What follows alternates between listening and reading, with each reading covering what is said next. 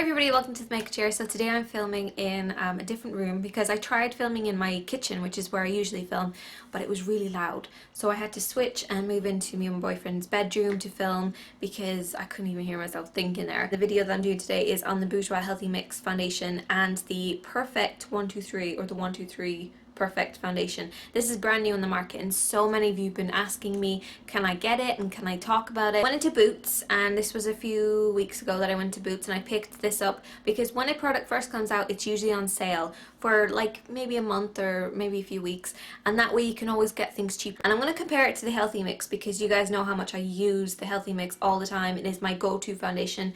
As you can see, it's finished. So let's start off with the Healthy Mix one. Now I love the Healthy Mix one. I highly recommend it to so many different people.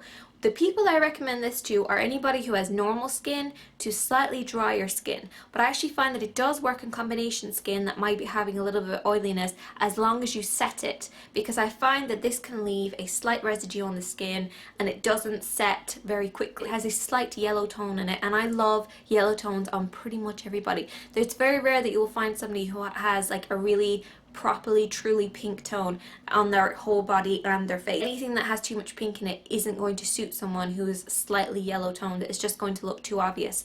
So the great thing about the Bourjois thing is that they have a nice mixture of a little bit of pink and a little bit of yellow mixed in, so it looks pretty good on pretty much everybody. This is my go-to foundation for day to day. Now if I'm wearing it for like the morning right until the night time, you will notice by the time it comes into the evening it has faded and it can go a little bit cakey, especially if you have any oiliness and if you've used a powder. But aside from that, I think it's a beautiful day-to-day foundation for work or for, you know, any event where you're going to be out in the daytime, because it just looks gorgeous on the skin and looks beautiful in natural daylight. It has no shimmer, it just has a nice matte finish without being overly powdery, and I just highly recommend it to everybody. It gives the skin a very nice glow, and I suggest it for most people, especially older skin that might find that their skin's going a little bit kind of grayer and a little bit kind of down. It's like, ugh.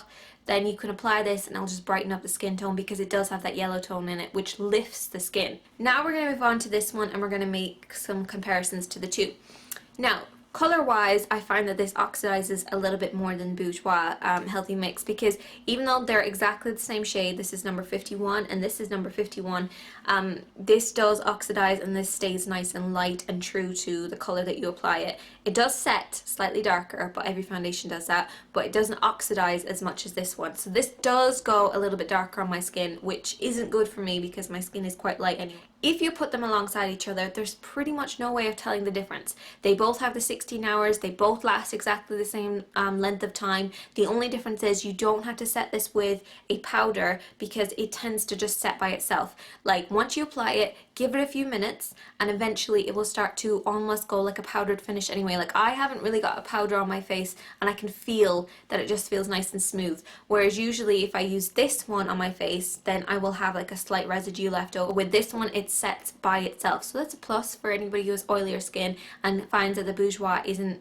enough for them and doesn't give them enough kind of matte finish. This gives a really nice matte finish without being too powdered. Now this has yellow pigment, mauve pigments and green pigments, and these are all for different things. So the yellow pigments in it are to kind of counteract any darkness in the skin, and as I've said with the other one, it brightens up the skin. Mauve mid-tone is an anti-dull complexion, and what this will do, especially if you have slightly darker skin, because I'm sure that this goes up to about, you know, like a darker 55 or something, then on darker skin you will notice that the mauve colors and the mauve pigments in it will help to brighten up your darker skin tone. But on lighter skin it can actually give a little bit of life to as well, but definitely on darker skin.